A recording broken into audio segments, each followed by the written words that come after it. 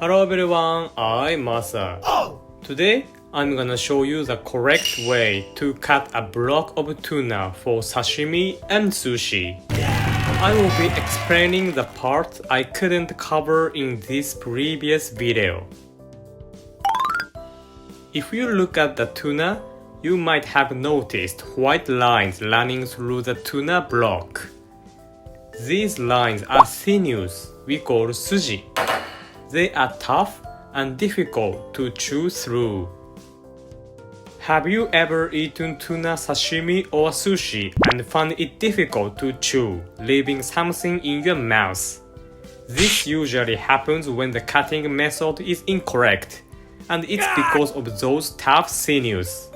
So how can I avoid this? The key is to cut the tuna perpendicular to the sinews. Doing this shortens the length of the sinews in each bite, making it easier to chew. On the other hand, cutting parallel to the sinews is a bad idea because it makes the sinews longer in each slice, making them hard to chew. Now let me show you how to properly cut the tuna. You need to cut at a right angle to the sinews every time.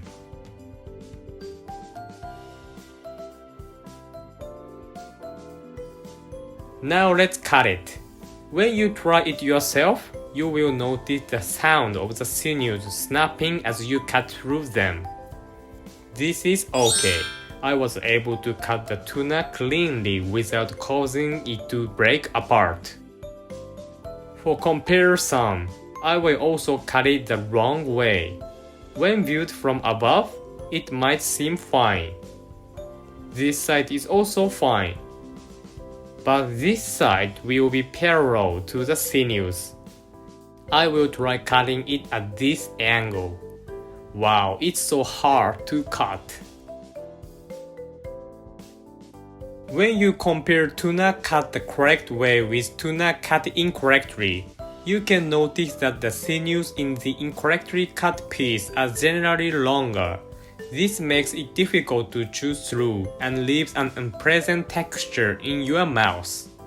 I would like to show the same thing using a different block of tuna. Just like earlier, I will cut perpendicularly to all the sinews. Alright, this is the correct way to cut it. Now let's go ahead and try cutting it the wrong way. This side and this side are fine, but here it's parallel to the sinews. If I cut this at this angle, take a look. Cutting parallel to the sinews causes the tuna to break apart slightly. It's easy to see the difference between the right and wrong cutting method.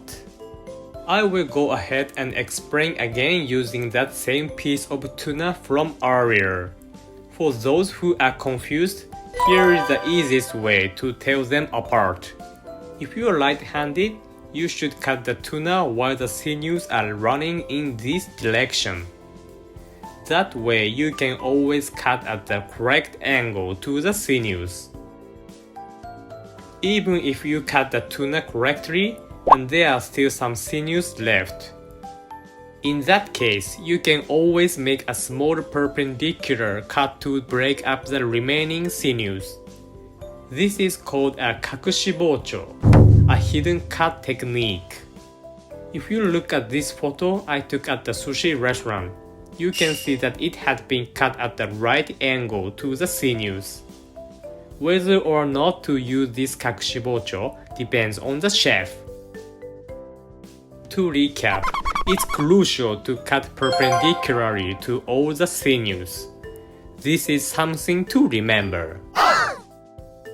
Also, if the sinew looks tough, you can use a hidden cut technique, kakushibocho. For example, the otoro has a lot of sinews. Some high-end sushi restaurants soften the sinews by lightly cooking the tuna before serving. It's interesting how much effort goes into crafting even a single piece of sushi. Give this method a try at home next time you cut tuna, and you will notice a big difference in taste and texture. So that's all. Thank you for watching. ありがとう。